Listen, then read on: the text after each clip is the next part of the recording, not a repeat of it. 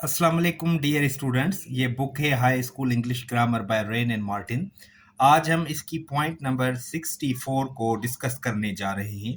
तो इस पॉइंट में लिखा हुआ है the possessive of a proper name or of a noun denoting a trade, profession, or relationship may be used to denote a building or place of business like church, house, school, college, shop, hospital, theater, etc.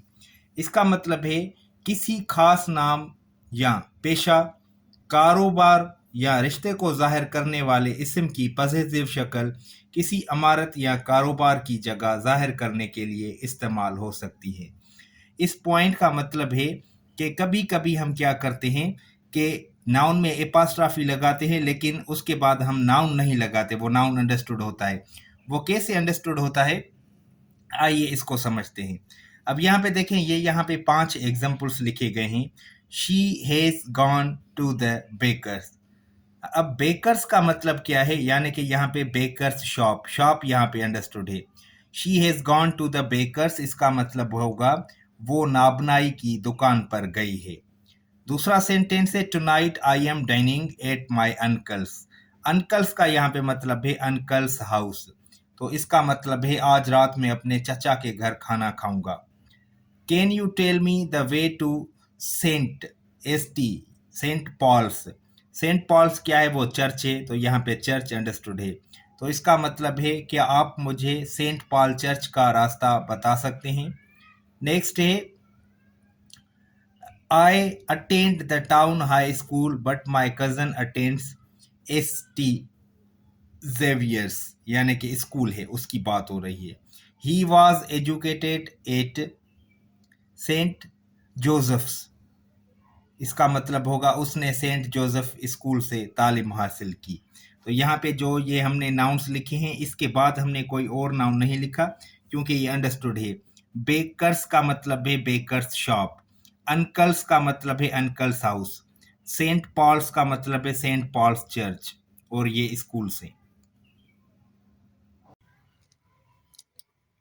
अस्सलाम वालेकुम dear students. आज हमारा topic बहुत ही important होने जा रहा है क्योंकि आज के टॉपिक में हम स्टडी करने वाले हैं नाउन इन अपोजिशन का क्या मतलब होता है। बहुत ही सिंपल वे में लिखा हुआ है, मैं आपको बहुत ही क्लियरली समझाने की कोशिश करूंगा। पॉइंट नंबर है 66, रीड द फॉलोइंग सेंटेंस। नीचे दिए गए सेंटेंस को पढ़ें। सेंटेंस लिखा हुआ है Rama our captain made 50 runs. Rama जो कि हमारे कप्तान हैं, उसने 50 रन्स बनाए। We see that Rama and our captain are one and the same person. हम देखते हैं कि रामा और हमारे कप्तान एक ही शख्स हैं, यानी कि ये जो आवर कैप्टन है वो ही रामा है। The noun captain follows the noun Rama simply to explain which Rama is referred to. इसम जो कैप्टन है वो इसम रामा के बाद सिर्फ ये बताने के लिए आया है कि कौन सा रामा मुराद है, यानी कि हम यहाँ पे बता रहे हैं हम जिस रामा की बात कर रहे हैं वो कौन है, वो जो हमारा कैप्टन है। तो अब यहाँ पे लिखा हुआ है when one noun follows in other to describe it, the noun which follows is said to be in opposition to the noun which comes before it। इसका मतलब है जब एक इस्म दूसरे इस्म के बाद आकर उसकी वजाहत करे तो बाद में आने वाले इस्म को पहले इस्म के अपोजिशन में कहा जाता है। यानी कि ये जो नाउन है अवर कैप्टन, ये रामा के बाद में हमने इस्तेमाल किया है। क्यों इस्तेमाल किया है, क्योंकि हम इसको डिस्क्राइब कर रहे हैं। तो ये जो अवर कैप्टन है ये अपोजिशन में है। ये किसके अपोजिशन में है, ये जो नाउन रामा है उसके अपोजिशन में है। तो opposition means placing near. Opposition जो वर्ड है उसका मतलब है करीब रखना। तो ये देखिए जो बाद में नाउन होता है ना वो अपोजिशन में होता है, वो अपोजिशन में कहलाता है उस नाउन का जो उससे पहले आता है।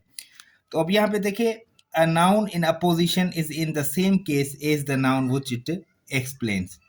इसका मतलब होगा कि अपोजिशन में जो नाउन इस्तेमाल होता है उसका केस जो है वो सेम होता है उस नाउन के जिसको वो एक्सप्लेन करता है। फॉर एग्जांपल रामा ये यहाँ पे सब्जेक्टिव केस में है, तो ये जो अपोजिशन में नाउन इस्तेमाल किया गया है इसका केस भी वही होगा जो पहले वाले नाउन का है। ठीक है, अब देखिए in the above sentence the noun captain is in the opposition to the noun Rama and is in the nominative case, यानी कि subjective case because Rama is in the nominative case.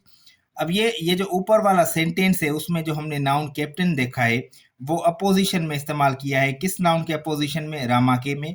और जो रामा का केस है वो subjective case है यानी कि नॉमिनेटिव केस है। तो इस तरह से जो अवर कैप्टन होगा उसका केस भी जो होगा वो नॉमिनेटिव होगा। यहाँ पे और भी एग्जाम्पल्स लिखे हुए हैं, अब उन एग्जाम्पल्स को पढ़ेंगे।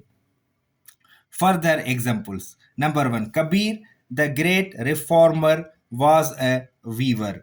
इसका मतलब होगा कबीर अजीम मसलह जोलाहा था।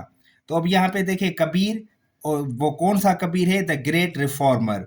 अब ये जो द ग्रेट रिफॉर्मर है ये अपोजिशन में है। किसके अपोजिशन में है? ये कबीर के अपोजिशन में है। तो कबीर इस सेंटेंस में सब्जेक्ट है, तो ये जो अपोजिशन में नाउन है उसका केस भी सब्जेक्टिव होगा। Number 2, yesterday I met your uncle the doctor. कल मैं आपके चचा से मिला जो डॉक्टर है। ठीक है, तो अब देखिए यहाँ पे योर अंकल और द डॉक्टर ये सेम पर्सन है। तो ये यूअर अंकल ये इस सेंटेंस का ऑब्जेक्ट है क्योंकि ये वर्ब के बाद में इस्तेमाल किया गया है, और द डॉक्टर ये अपोजिशन में है।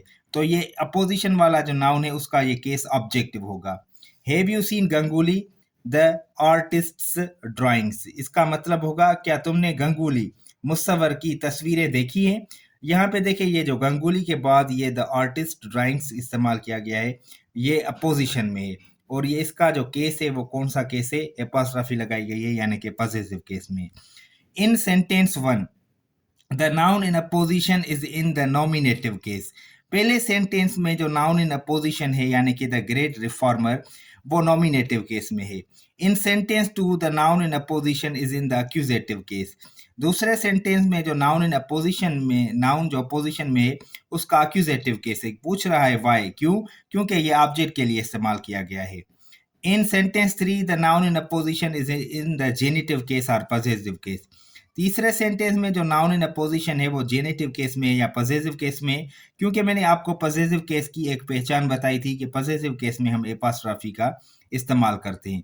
तो पॉइंट बहुत क्लियर है, नाउन इन अपोजिशन इसका मतलब है जब हम एक नाउन दूसरे नाउन के साथ रखें और वो सेम पर्सन के लिए ही इस्तेमाल किया जाए तो उसको हम नाउन इन अपोजिशन कहते हैं।